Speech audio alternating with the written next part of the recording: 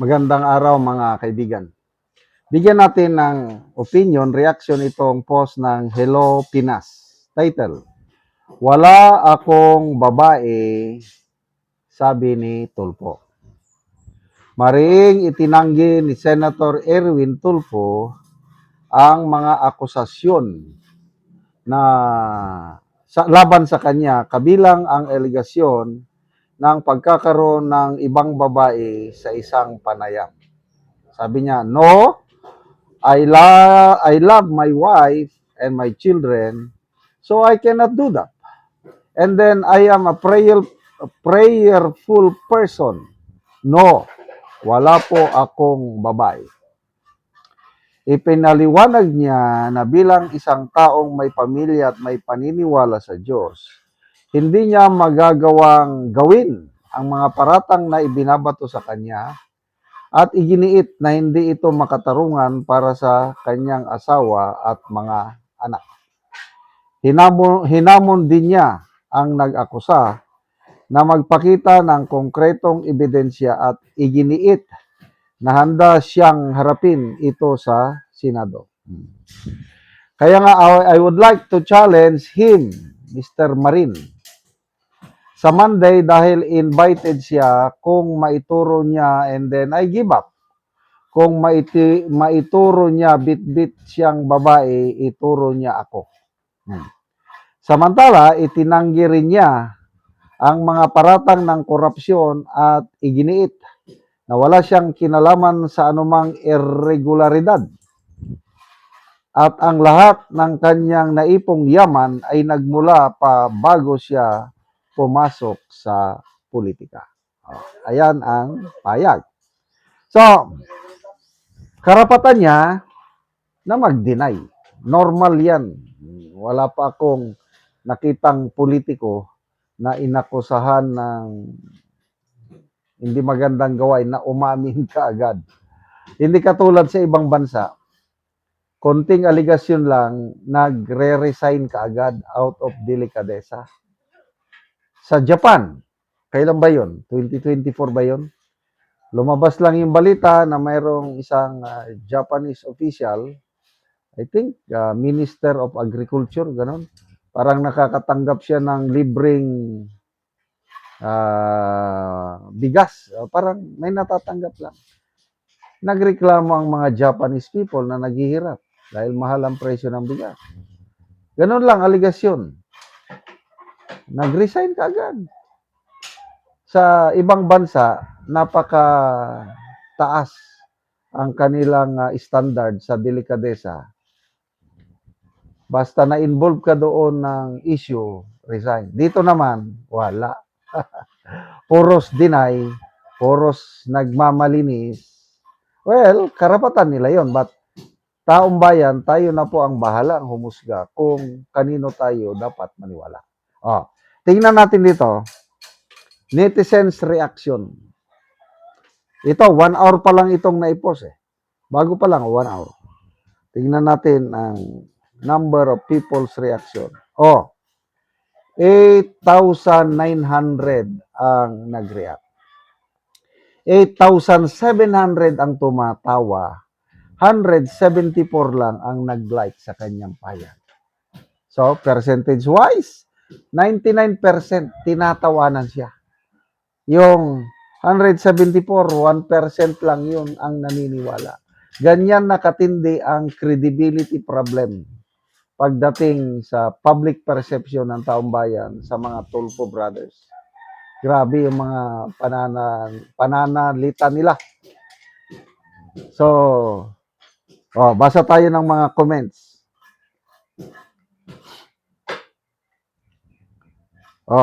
Jomar Lopez, Mr. Robust King naman. Kumana pa naman ganun, sumampa. Ang bilis magpasok ng mga comments. Galaw ng galaw eh. Liama Jacob, sinungaling, ha ha ha. Naglilinis-linisan ka pa. Every second may pumapasok na negative comments laban sa kanya. Sabi na, Erwin Tulfo, Maskin naulaw ka pa sa napulo ka, oh, yun. Official records niya. 10 anak sa 4 na babae. Official, inamin niya yan sa harap ng Commission on Appointments. Nagkamali daw siya nung kabataan niya. Ano ba? Eric Selbister. Yung kanyang pagiging citizenship. Eric Selbister siya, American citizen. Ano pa? Istoryahe si Lola, sabi ni Bibsya. Ang bilis ng paso. Ako, mag-comment din ako.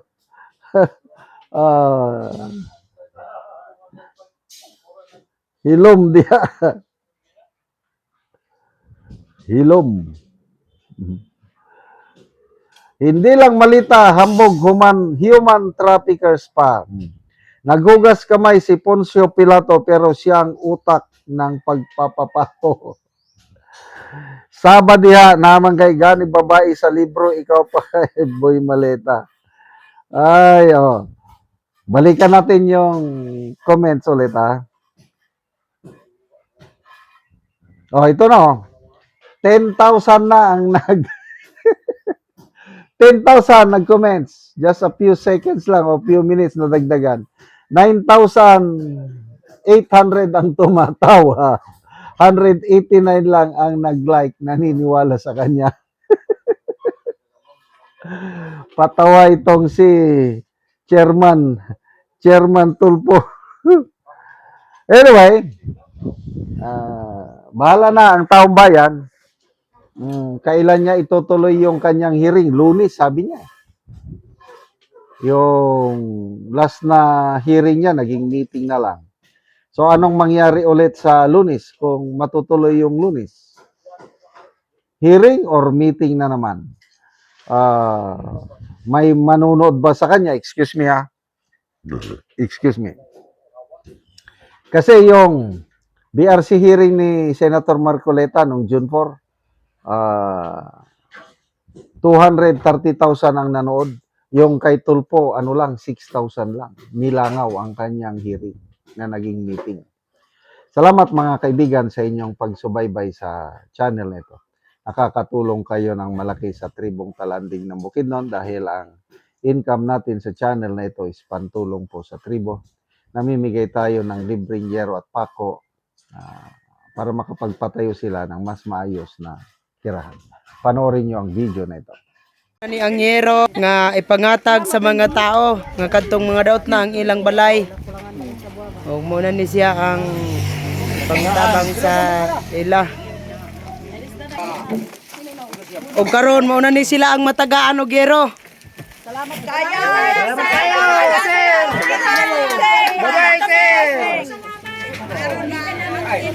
Salamat kayo! Salamat kayo sa grasya. God bless you all. Human sa pagbahin-bahin ani, butangan pagyud og pangalan ang kada usa.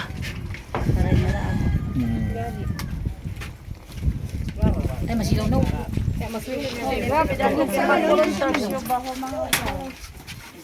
Ikaw pa sa dine. Adi ka naman gaid yan isa bata. Tagpanon man nga ibuka ka pa to. Ari ni mo.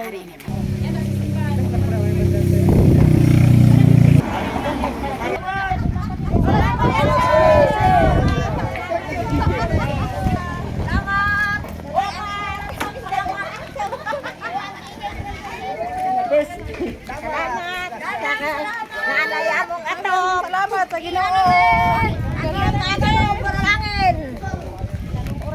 Barong orasa, alas 12 ang takna.